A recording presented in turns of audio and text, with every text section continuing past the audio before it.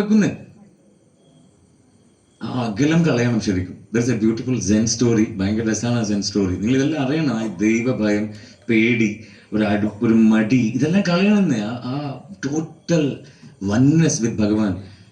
Share that zen story. Once there was ഒരു ഉപ്പുപാവ ഉണ്ടായിരുന്നു. ഭയങ്കര രസമാണ് ആ ഉപ്പുപാവ. ഉപ്പിനെ കൂടെ നിർമ്മിച്ച പാവയല്ല, ഇങ്ങനെ ലോകം മുഴുവൻ ഇങ്ങനെ കാണാൻ വേണ്ടി ഇറങ്ങി. അങ്ങനെ പോയിട്ട് ഉപ്പുപാവ ഒരു കടലിൻ്റെ അടുത്തെത്തി. കടലിന് ഉപ്പുപാവ ജീവിതത്തിൽ ആദ്യമായിട്ട് കാണുവാണ്. അപ്പൊ കടൽ കണ്ട് നോക്കി കടലിന് മനസ്സിലായി, എന്നെ ആരോ ദൂരെ നോക്കുന്നുണ്ടല്ലോ. ഇവിടെ എൻ്റെ സത്സംഗം കാണുമ്പോൾ ഞാൻ പലരെയും കാണുന്നുണ്ട് കേട്ടോ. ഇവിടെ ഇരിക്കുന്ന അത്രയും ആൾക്കാർ വെളിയിലുണ്ട്. ഒരു ഉപ്പുപാവ കടലിനെ നോക്കുന്ന പോലെയാണ്. അപ്പൊ ഞാൻ അവരോടൊക്കെ പറയുകയാണ്, പുറകിലിരിക്കുന്നവരോട് ആരോടായാലും, എന്തിനാ ഇത്ര അകലം നമ്മൾ തമ്മിൽ? ഗംഭീര ഉദാഹരണങ്ങളായി പോയല്ലേ.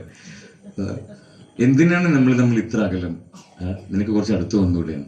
ഉപ്പുപാവ അടുത്ത് വരണമെങ്കിൽ ഒരു ക്വാളിറ്റി വേണം. ഉപ്പുപാവ വളരെ വളരെ പാവമായിരുന്നു. ഉപ്പുപാവ വളരെ നിഷ്കളങ്കനായിരുന്നു. വളരെ സ്നേഹമുള്ള ലോല ഹൃദയനായിരുന്നു. ഈ സത്സംഗിൽ വരുന്നതിൻ്റെ ഒരു ക്വാളിറ്റി നോക്കണം.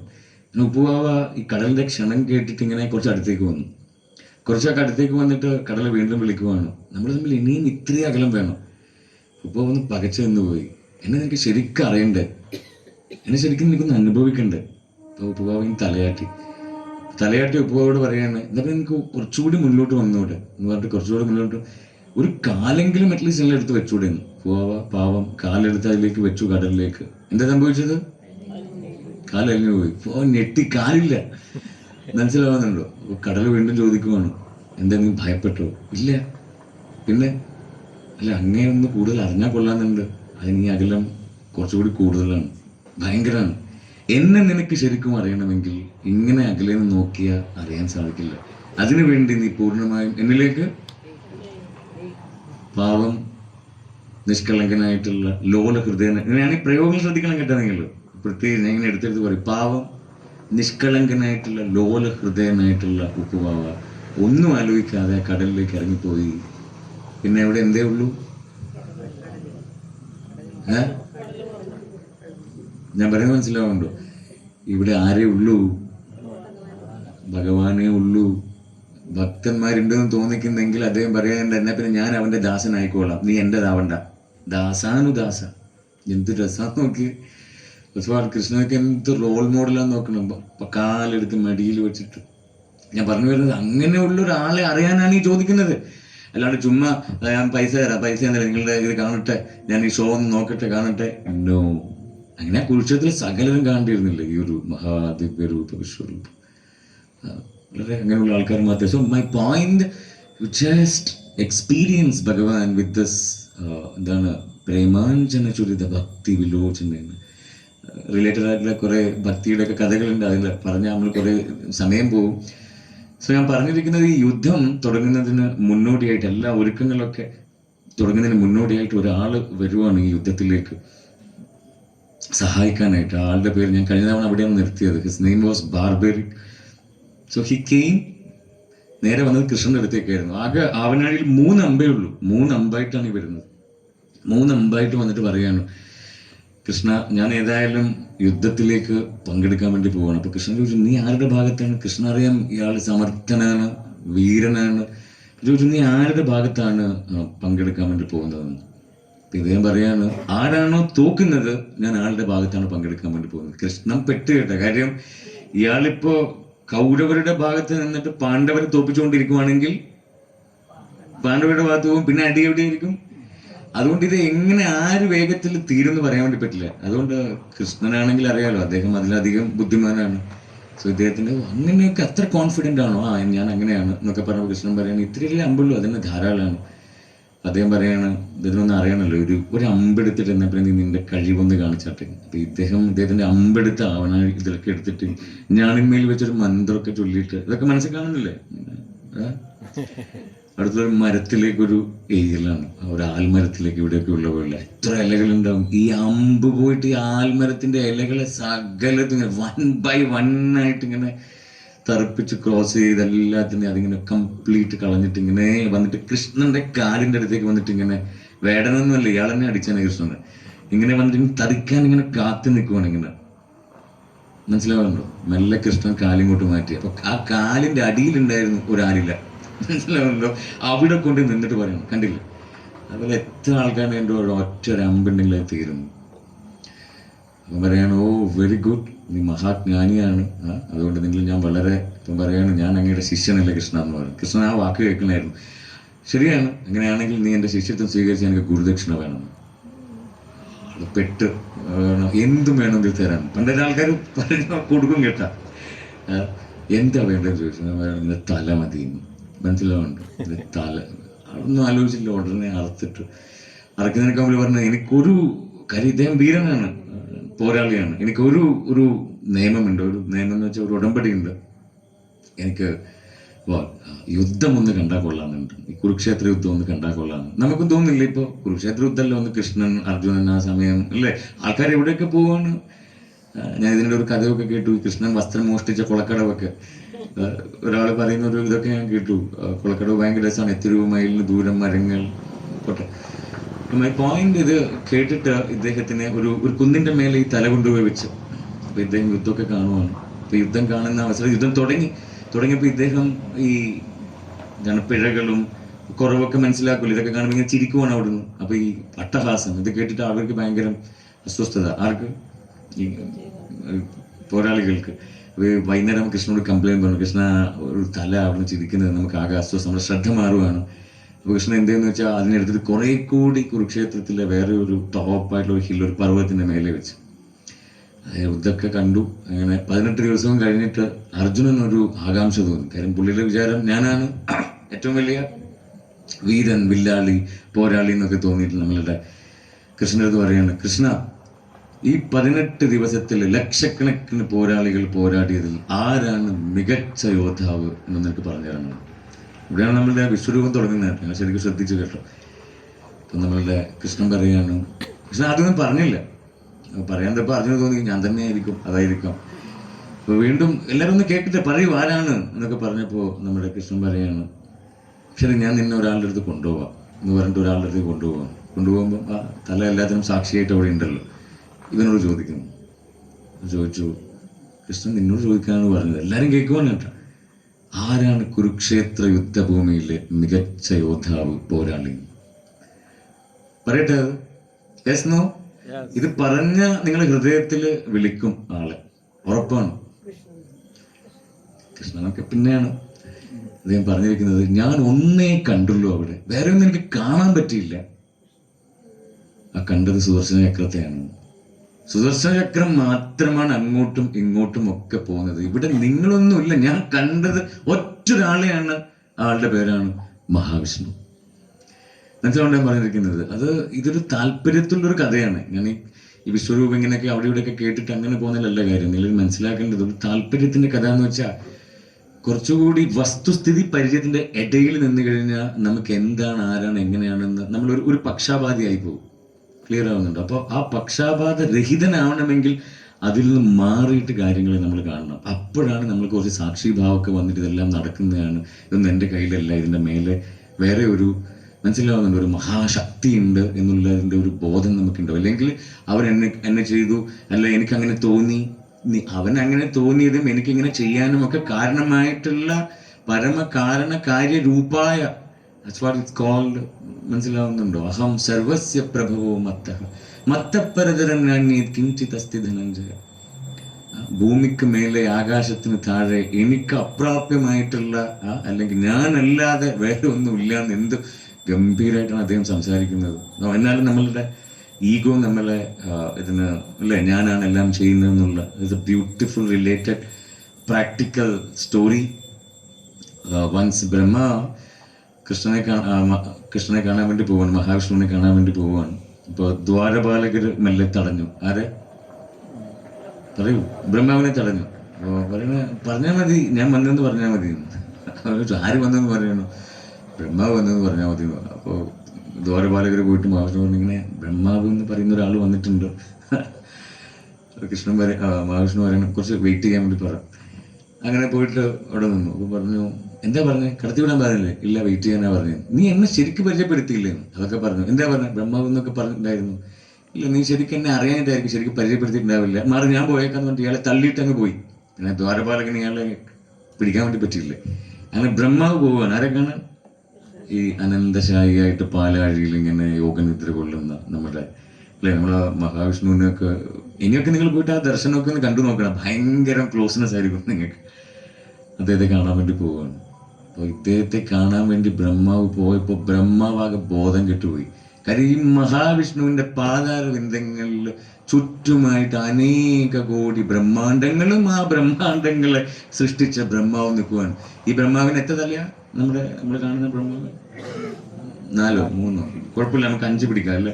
പഠിക്കണോ?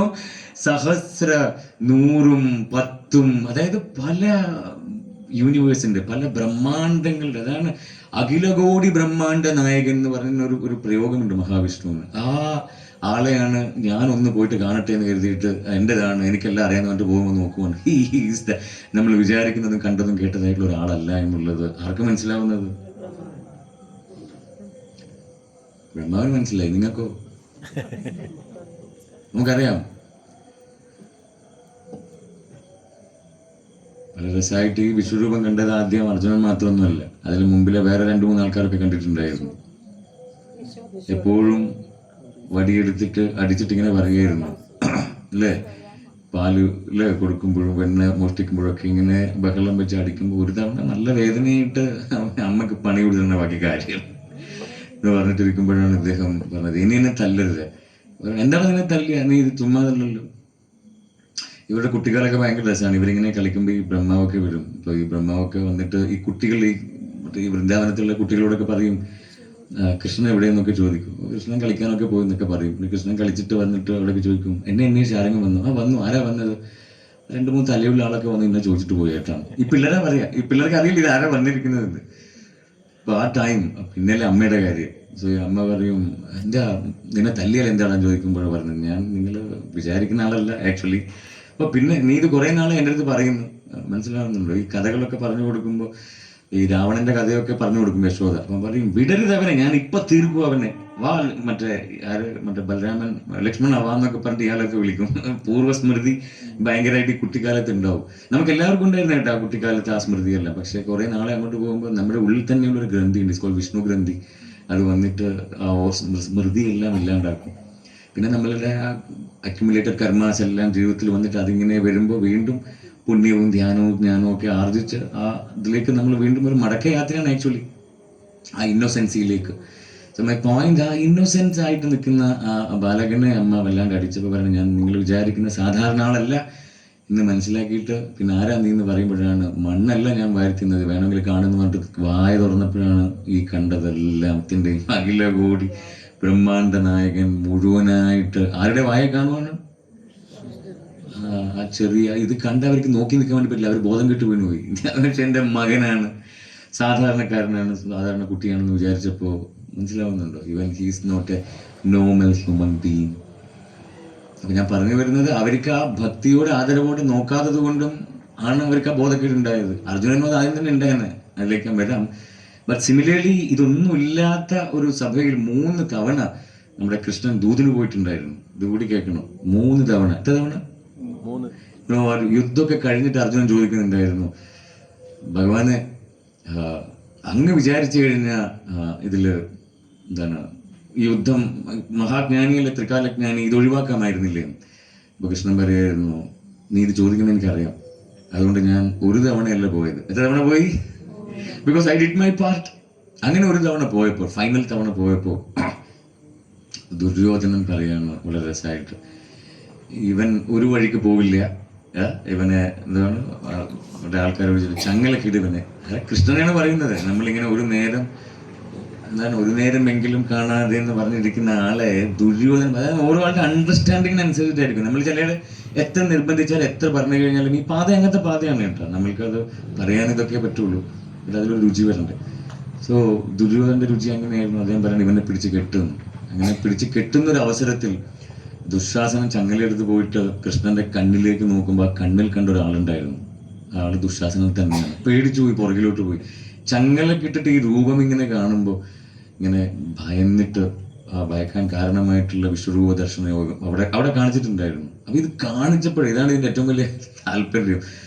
നമ്മുടെ ദുര്യോധനൻ പറയുന്ന രസമായിട്ട് ഒരു വാക്കുണ്ടായിരുന്നു. ദുര്യോധനൻ പറയുകയാണ്, എല്ലാവരും ഇങ്ങനെ പേടിച്ചിങ്ങനെ ഭീഷ്മരൊക്കെ ഇങ്ങനെ തൊഴുകയോടൊക്കെ നിൽക്കുമ്പോൾ നമ്മുടെ ദുര്യോധനൻ പറയുള്ളൂ, ഇങ്ങനത്തെ ഇങ്ങനെയൊക്കെ നോക്കി നിൽക്കേണ്ട ആവശ്യം, കാലി മേയ്ക്കുന്ന കാലിച്ചെറുക്കന്റെ മന്ത്രജാലവും മായാജാലത്തിലൊന്നും വീഴല്ലേ നിങ്ങൾ.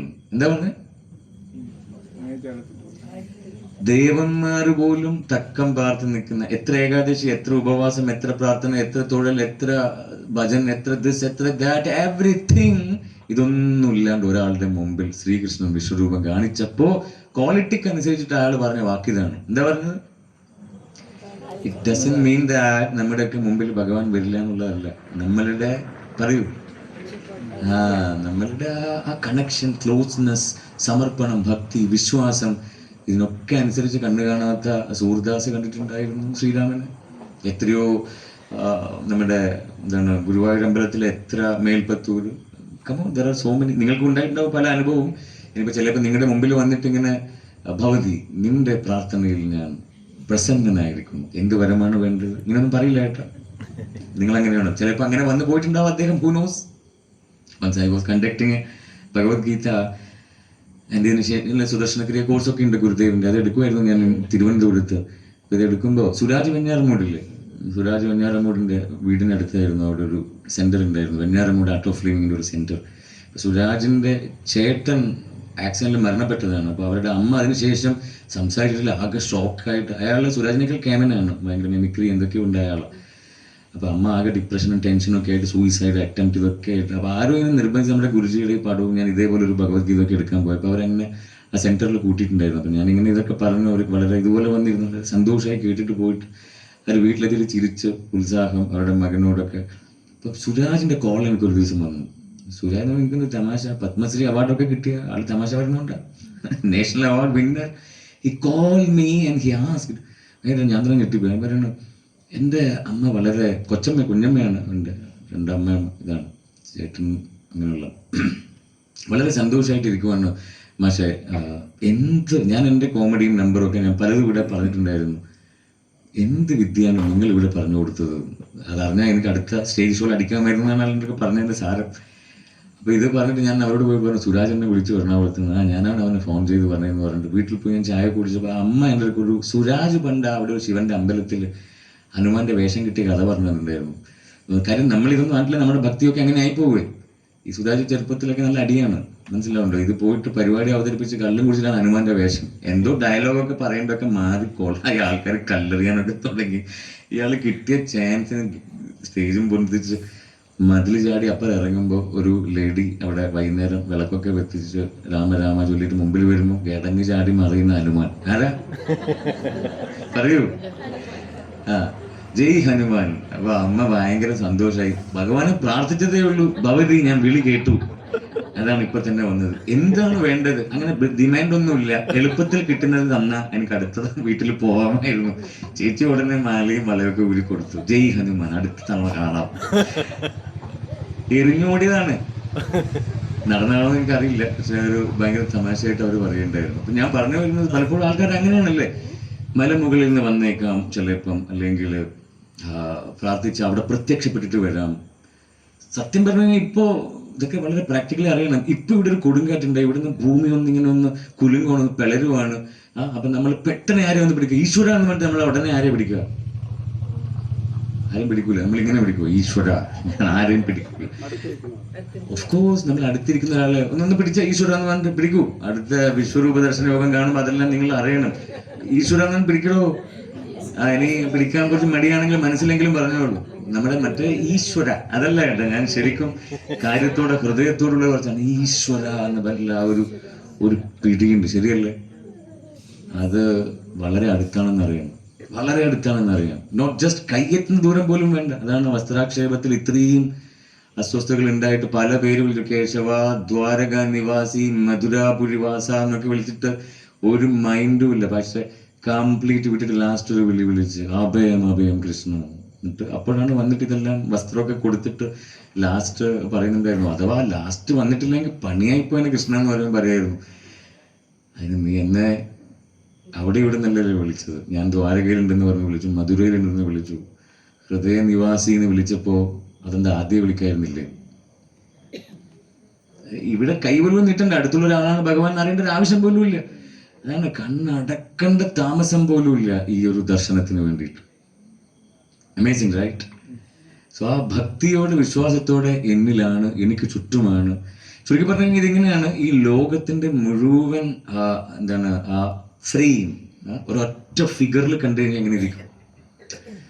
അതാണ് പറഞ്ഞിരിക്കുന്നത് ഏകവിജ്ഞാനം സർവ്വവിജ്ഞാനം. പക്ഷെ മനുഷ്യർക്ക് അത് മനസ്സിലാവില്ല. അവരെ പല ബുദ്ധികൾ, അത് വേണം ഇത് വേണം, മൈൻഡ് ബുദ്ധിയൊക്കെ സ്കാറ്റേർഡ് ആയി പോകുമ്പോൾ ആ ഒന്നിൽ ഉറക്കില്ല. അതാണ് ആ ഒന്നിൽ ഫോക്കസ് ചെയ്ത് അതിലേക്ക് നമ്മൾ വരുമ്പോൾ ആ ഒന്നിലെല്ലാത്തിനെയും കാണാൻ വേണ്ടി തുടങ്ങും.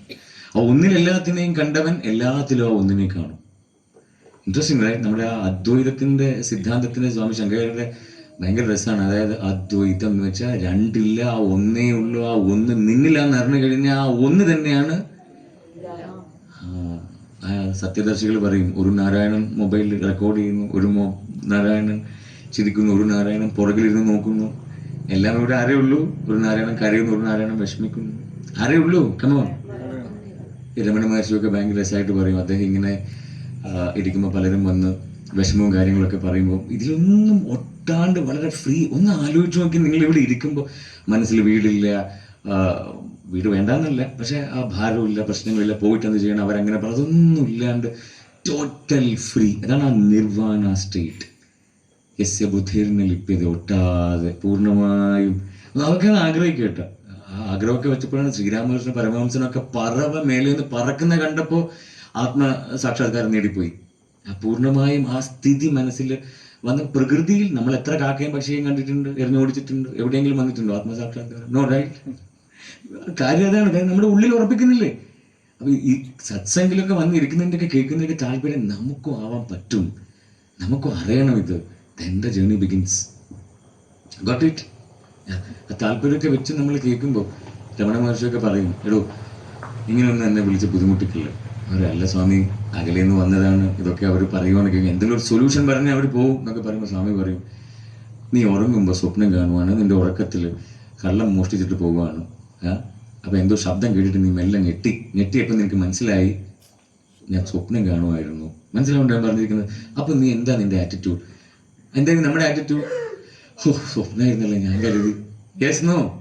നിങ്ങൾക്കിപ്പോൾ ആശ്വാസമില്ലല്ലോ, നിങ്ങൾ ഞെട്ടാത്തതുകൊണ്ടാണ്. എന്ന് ഞെട്ടുന്നുവോ നിങ്ങൾക്ക് അറിയാൻ വേണ്ടി പറ്റും. സ്വാമി ശങ്കരാചാര്യ പറഞ്ഞ ഇറ്റ്സ് എ ഡ്രീം വേൾഡ്. സ്വപ്നം പോലെയാണ്, എല്ലാം കഴിഞ്ഞു പോകുന്നതാണ്. ഈ മാറുന്ന ഒന്നിൽ മാറാത്ത ഒന്ന് ഏതാണ് മാധവ കേശവൻ ചോദിക്കുമ്പോഴാണ് അത് ഞാനാണ് പാർത്ഥ. ഞാൻ മാത്രമേ ഉള്ളൂ.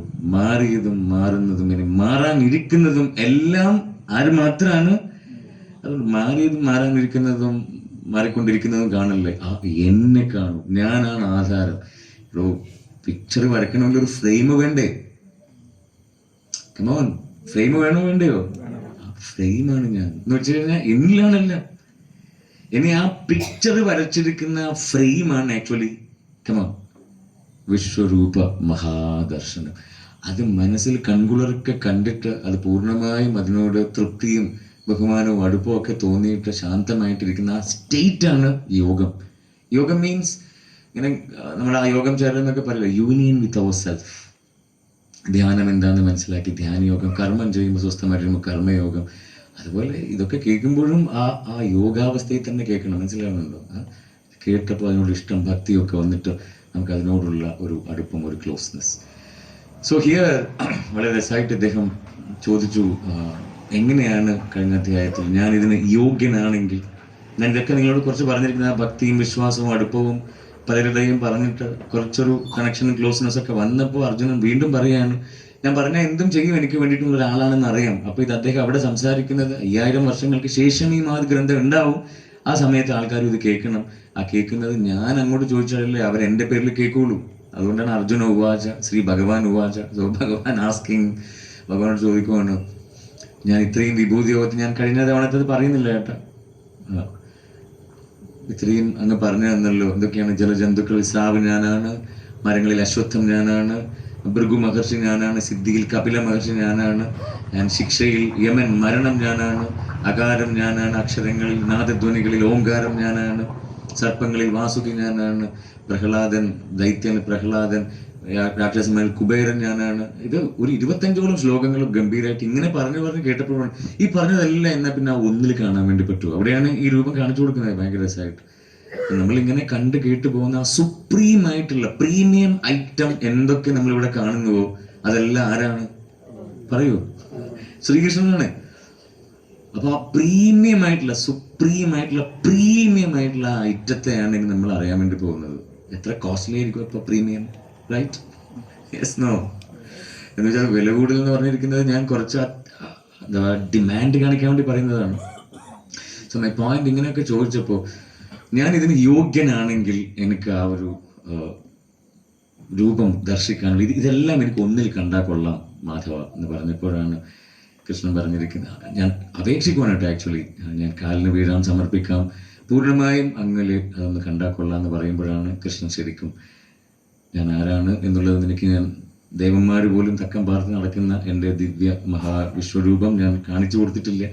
നീ എൻ്റെ ശിഷ്യൻ, നീ ഇത്രയും ആത്മാർത്ഥയോടെ ചോദിച്ചു ശരണാഗതനായി യാചിക്കുവാണ്, അതുകൊണ്ട് നിനക്ക് ഞാൻ പറഞ്ഞു തരാം. പറഞ്ഞു തരണോ? എന്നിട്ട് ഒരു യാചനയൊന്നും ഇല്ലല്ലോ ഇവിടെ. ഭയങ്കര വേണമെങ്കിൽ പറ സാറേ, നമ്മളൊന്ന് കേട്ടിട്ട് പോവാം. സുരേഷ് സാർ വിളിച്ചുകൊണ്ടും മറ്റേ മണ്ഡലകാലൊക്കെ ആയതുകൊണ്ട് വരാം. നിങ്ങൾ ഇങ്ങനെ കേട്ടിട്ട് ഈ ജന്മവും പോവും. പക്ഷെ ഭക്തിയോടെ വിശ്വാസത്തോടെ, അതാണ് ഞാൻ അന്ന് പറഞ്ഞല്ലേ, ഇന്ന് പോയിട്ട് സമർപ്പിച്ചിട്ട് കിടക്കണം, ഇന്നും പോയിട്ട് സമർപ്പിക്കണം. പക്ഷെ അത് ഒരു സ്ഥലത്തുള്ള ഒരു സമർപ്പണം ആവരുത്. ഈ ദിവ്യ മഹാവിശ്വരൂപ ദർശനം കേട്ടിട്ട് അർജുനൻ സമർപ്പിച്ചതും സാഷ്ടാംഗം വീണതും 4 സൈഡിൽ നിന്നാണ്. കാര്യം ഒരു തവണ ഒരു സ്ഥലത്ത് നിന്ന് വീണ്ടും ഇദ്ദേഹത്തിന് മതിയാവുന്നില്ല. കാര്യം ഞാൻ കണ്ടതും കേട്ടതും സാധാരണ ഒരാളല്ലല്ലോ എന്ന് മനസ്സിലാക്കിയിട്ട് ഒരു സ്ഥലത്ത് മാത്രമല്ല ഈ സാഷ്ടാംഗം വീഴുന്നത്, പിന്നെ ഇവിടെ 4 ദിക്കിലും പോയിട്ട് വീഴുവാണ്. 4 ദിക്കില്ലെങ്കിൽ ഒരു ദിക്കിലെങ്കിലും പോയിട്ടൊന്ന് നമസ്കരിച്ചിട്ട് കിടക്കണം. മനസ്സിലാവുന്നുണ്ടോ? അദ്ദേഹം പറയുകയാണ്, നീ ഇത്രയും ആത്മാർത്ഥമായിട്ട് ചോദിച്ചറിഞ്ഞ് വന്നതുകൊണ്ട്. വന്നത് ആ അർജുനനെ മാത്രമല്ല ഞാൻ ഇവിടെ കൺസിഡർ ചെയ്യുന്നത്, ഈവൻ കൃഷ്ണനും. അവരാരൊക്കെയാ? ഇപ്പോഴും സംശയമാണല്ലേ, ആരുടെയോ കഥകൾ ഇയാൾ പറയുവാണ്. അങ്ങനെയുള്ളൊരു കഥകൾ കേൾക്കാനാണെങ്കിൽ നിങ്ങൾ ഇന്ന് കാര്യം വരില്ലായിരുന്നു. ഗീത കേൾക്കുന്ന അർജുനന്മാരാണ്. ഞാൻ ഒന്നുകൂടി ഓർപ്പിക്കണം, അന്ന് പറഞ്ഞിട്ടുണ്ടായിരുന്നു, നിനക്ക് ഞാനൊരു സ്പെഷ്യലായി തരാം. മനസ്സിലാവുന്നതാണ് ദിവ്യദൃഷ്ടി, ഒരു ദിവ്യ ചക്ഷുസ്. ആ ചക്ഷുസിലൂടെ ഇദ്ദേഹം കാണുവാണ്. ഈ കാണുന്നത് ഭയങ്കര രസമായിട്ട് ഒരാൾക്ക് പറഞ്ഞു കൊടുക്കുന്നതാണ് ഗീത. അറിയാലോ, സഞ്ജയൻ ധൃതരാഷ്ട്രക്ക് പറഞ്ഞു കൊടുക്കുവാണ്. അപ്പം സഞ്ജയന്റെ ദൃഷ്ടിയിലൂടെ, ദിവ്യദൃഷ്ടിയിലൂടെ കണ്ടിട്ട് അദ്ദേഹം നമ്മളുടെ ധൃതരാഷ്ട്രക്ക് കൂടി പറഞ്ഞു കൊടുക്കണം. അപ്പം ധൃതരാഷ്ട്രരോട് ഇദ്ദേഹം അതായത് ഒരു വർണ്ണനയായിട്ടാണ് ഭഗവത്ഗീത ശരിക്കും വ്യാസൻ വിവരിച്ചിരിക്കുന്നത്, ഭയങ്കര ഗംഭീരമായിട്ട്. ഒരാളിങ്ങനെ പറഞ്ഞിട്ട് ഇങ്ങനെ. അപ്പൊ ആ യുദ്ധഭൂമിയിൽ നടക്കുന്നത് നിങ്ങളും കൂടി കേൾക്കണം ശരിക്കും. ഇങ്ങനെ ഇദ്ദേഹത്തിന്റെ ഈ ദിവ്യ മഹാ വിശ്വരൂപ ദർശനത്തിലേക്ക് പോകുന്നതിനേക്കാൾ മുമ്പിൽ നീ ദാസൻ, ഞാൻ പറഞ്ഞു നിനക്കത് കേൾക്കാനുള്ള യോഗ്യതയുണ്ട്. ബിക്കോസ് വളരെ സ്നേഹത്തോടെ നീ വന്ന് അപേക്ഷിക്കുവാണ്. പ്രേമഭക്തി ഡിവോഷൻ ഇല്ലാണ്ട് ഒരിക്കലും ഇത് എടുക്കാൻ വേണ്ടി സാധിക്കില്ല. അതുകൊണ്ട് ഞാൻ നിനക്കത് പറഞ്ഞു തരാം, നീ കാണും ശരിക്കും എന്നൊക്കെ പറഞ്ഞിട്ട് ഇദ്ദേഹം കാണിച്ചു കൊടുക്കുന്ന ആ ഭാഗം, ഇറ്റ് ഈസ് ജസ്റ്റ് ലൈക്ക് നമ്മളും ഒരു ദീപാരാധന തൊഴാനൊക്കെ ഞാനൊരു ചെറിയൊരു എക്സാമ്പിൾ പറഞ്ഞാലേ വലുതിനെയൊക്കെ ഇങ്ങനെ കണക്ട് ചെയ്യാൻ വേണ്ടി പറ്റുള്ളൂ. കുറേ നേരം കാത്തു നിന്നിട്ട് പ്രാർത്ഥിച്ചിട്ട്, ഇവൻ ശബരിമലക്കൊക്കെ പോയിട്ടൊന്ന് അയ്യപ്പൻ്റെ മുമ്പിലേക്ക് ഒന്ന് ദർശിക്കുമ്പോൾ, അല്ലെ തിരുപ്പതി ഇങ്ങനെയൊക്കെ പോയാൽ തിരക്കിട്ടിട്ട് പോയിട്ട് ഇങ്ങനെ ഗുരുവായൂർ അമ്പലത്തിൻ്റെയൊക്കെ ഒരു നടയൊക്കെ തുറക്കുമ്പോൾ ആ ഭഗവാനെ കാണുമ്പോൾ നമ്മളുടെ ഒരു എന്തായാലും പറയാ അനുഭവത്തിന് കുറച്ചുകൂടി നല്ല നല്ല മലയാളത്തിലെ വാക്കുകളൊക്കെ ഇല്ല. ആത്മാനുഭൂതി, സന്തോഷം, ഉൾപ്പുളകം, ഇതൊക്കെ വരട്ടെ. അന്തശീതളിമ, വാസിഷ്ഠം പ്രയോഗിക്കുന്ന പദങ്ങളാണ് ഇതെല്ലാം. ഭയങ്കര രസമാണ്. അന്തശീതളിമ, ഇത് ഇങ്ങനത്തെ വാക്കുകളൊന്നും ഇല്ല അല്ലേ. മൊത്തം വായ തുറന്ന് ഭഗവാനെ എന്നെ പാസ്സാക്കണേ, എന്നെ ലോൺ അടിക്കണേ, എനിക്ക് എൻ്റെ രോഗം മാറണേ, വേറെയും കുറെ കാര്യങ്ങളുണ്ട്. മനസ്സിലാവുന്നുണ്ട്? ഇതൊക്കെ വെച്ചിട്ട് ഉള്ള ആ ഒരു ഭാവം ഒന്ന് ആലോചിച്ച് നോക്കി. ഈ ഭാവത്തോടെയാണ് ആക്ച്വലി ഇദ്ദേഹം കാണുന്നത്. ഇദ്ദേഹം കാണുമ്പോൾ ഈ എന്താണ്, ഒരു സൂര്യന്റെ പ്രഭ എങ്ങനെ ഉണ്ടാവും ഒന്ന് ആലോചിച്ച് നോക്കി. ഒരു സൂര്യന്റെ പ്രഭ, നമ്മളൊന്ന് നട്ടുച്ചക്ക് ഒന്ന് കണ്ണിലേക്ക് നോക്കി, സൂര്യനിലേക്ക് നോക്കി നമുക്ക് കണ്ണ് അടുക്കാൻ വേണ്ടി ഇല്ലേ, ആകെ പ്രയാസമാണ്, കണ്ണെടുത്ത് പോകും. പറഞ്ഞിരിക്കുന്നത് സഹസ്ര സൂര്യശ പുരുഷ, അതായത് 1000 സൂര്യന്മാര് ഉദിച്ചു നിന്ന് കഴിഞ്ഞാൽ എങ്ങനെ ഉണ്ടാവും. ഇനി പറയുന്നതല്ല, നിങ്ങളിങ്ങനെ മനസ്സിൽ കാണണം കേട്ടോ. സഹസ്ര സൂര്യ, 1000 സൂര്യന്മാരുടെ പ്രഭയിൽ ഇങ്ങനെ ജ്വലിച്ചു നിൽക്കുന്ന ഒരു ദിവ്യ തേജോമയ പുഞ്ചം. മനസ്സിലാവുന്നുണ്ട്? ആദ്യം അതാണ് അദ്ദേഹം കാണുന്നത്. പിന്നെയാണ് ഈ രാവണന്റെ 10 തല എന്നൊക്കെ കാണുമ്പോൾ തന്നെ അല്ലേ, ഈ ദിവ്യ മഹാരൂപത്തിൽ നമ്മൾ ഈ 10 തലയൊക്കെയാണ് നമ്മൾ കാണുക. അതൊക്കെ കുട്ടികൾ തമാശയൊക്കെ ആയിട്ട് പറയാറുണ്ട്. ഈ രാവണനൊക്കെ തലവേദനയായി കഴിഞ്ഞാൽ ഏത് ഭാവമാണ് ഉപയോഗിക്കുക? ഏത് ഭാവമായിരിക്കും? ശരിയല്ലേ? ഏത് തലക്കാണ് ഇപ്പൊ തടവാന്നുള്ളതാണ്. നമ്മുടെ മുമ്പിൽ അപൂർവത്തിൽ ഒരാൾ പോലും 4 കൈയായിട്ട് ജനിക്കുന്നില്ല. ഭഗവാന്മാരുടെയൊക്കെ കൈയൊക്കെ ഉണ്ട് 4 കൈയൊക്കെ. ഇവിടെ 1000 കൈയാണ്. ഹരിക്ക് ഹസാരോഹാത്ത്. ധൃതരാഷ്ട്രരെ ഹരി അതാ അദ്ദേഹത്തിന്റെ വിശ്വരൂപം. നമ്മൾ പറയുന്നത് എനിക്കെന്റെ ശരിയായ വിശ്വരൂപം ഞാൻ എടുക്കേണ്ട കേട്ടാന്നൊക്കെ ആൾക്കാർ പറയാറുണ്ട്. അതേപോലെ നമ്മളുടെ സഞ്ജയം പറയുന്നത് ഹരി അതാ അവിടെ. ധൃതരാഷ്ട്രം ഇങ്ങനെ നോക്കുകയാണ്, ഇത് എങ്ങനെയായിരിക്കും. അപ്പൊ ആ ധൃതരാഷ്ട്രയുടെ വർണ്ണനയിലൂടെയാണ് നിങ്ങൾക്ക് കാണാനും കേൾക്കാനും പറ്റുള്ളൂ കേട്ടോ. ധൃതരാഷ്ട്രം എങ്ങനെ അല്ല, ഐ മീൻ ധൃതരാഷ്ട്രം കാണുമ്പോൾ സഞ്ജയം പറയുമ്പോൾ വർണ്ണനയിൽ. അപ്പൊ ആ ധൃതരാഷ്ട്രം എന്ന് പറയുമ്പോൾ അതിൻ്റെ ഒരു താല്പര്യം കൂടി ഇവിടെ പറയാം. അത് ശരിക്കും കാണണമെങ്കിൽ അജ്ഞതയാണ് ആ അന്ധത, അല്ലാണ്ട് കണ്ണ് കാണാത്തത് വേറെ ഒന്നുമല്ല. ആ അജ്ഞാന തിമിരാന്തസ്യ ജ്ഞാനാഞ്ജന ശലാക. അജ്ഞാനമാകുന്ന തിമിരം ജ്ഞാനം കൊണ്ടുള്ള മഷി കൊണ്ട് നിങ്ങൾ എന്ന് എഴുതി നോക്കുന്നുവോ അപ്പോൾ നിങ്ങൾക്ക് കാണാൻ വേണ്ടി സാധിക്കും ഇതാരാണ്, എന്താണ്, എങ്ങനെയാണ്. ഇതല്ലാണ്ട് മനസ്സിൽ രാഗദ്വേഷമൊക്കെ വെച്ചിട്ട് അങ്ങനെ കണ്ടു കഴിഞ്ഞപ്പോൾ അദ്ദേഹം നഷ്ടോന്മോഹ സ്മൃതിർലാഭ. ഈ ദിവ്യ മഹാരൂപം കണ്ടപ്പോൾ എൻ്റെ ഈ മോഹ ആവേശങ്ങളും ആലസ്യങ്ങളൊക്കെ പോയിട്ട് യഥാർത്ഥ സ്മൃതി, ആ സ്മൃതി വരണ്ടേ? പറയുന്നതിന് ഒരുപാട് പരിമിതി ഉണ്ട് കേട്ടോ. ഇത് അനുഭവിക്കേണ്ട ഒരു കാര്യമാണ്. ഇത് ഭഗവാൻ കൂടി വിചാരിക്കട്ടെ. ഭഗവാൻ സേസ് ദാറ്റ് നീ വിചാരിച്ചാലോ, നീ എത്ര പുണ്യം, എത്ര ജപം, എത്ര ധ്യാനം, എത്ര തപ, എത്ര സേവ ചെയ്താലും കാര്യമില്ല. അദ്ദേഹം പറയുന്നില്ല, ചിത്തശുദ്ധിയൊക്കെ ഇവർ ഇതിനോടൊക്കെ അടുക്കും. അങ്ങനെ അടുത്ത് വന്നാലും അതറിയണമെങ്കിൽ, മുക്തനാവണമെങ്കിൽ, ആ ജ്ഞാനം നേടണമെങ്കിൽ പാർത്ഥ ഞാൻ വിചാരിക്കണം. മനസ്സിലാവുണ്ടോ? അതുകൊണ്ട് വീണോളൂ. ഒരു മടിയും ഒരു തടസ്സവും പ്രയാസവും ആരെന്ത് വിചാരിക്കുന്നു ഇതൊന്നും ഭക്തിയുടെ മേലെങ്ങളൊന്നും ഭക്തിയൊക്കെ ഒരു ആവേശമായിട്ട് നിങ്ങൾ കൊണ്ട് നടന്ന് അങ്ങനെ ഇതെല്ലാം അങ്ങ് പാടി ചെയ്തേക്കണം.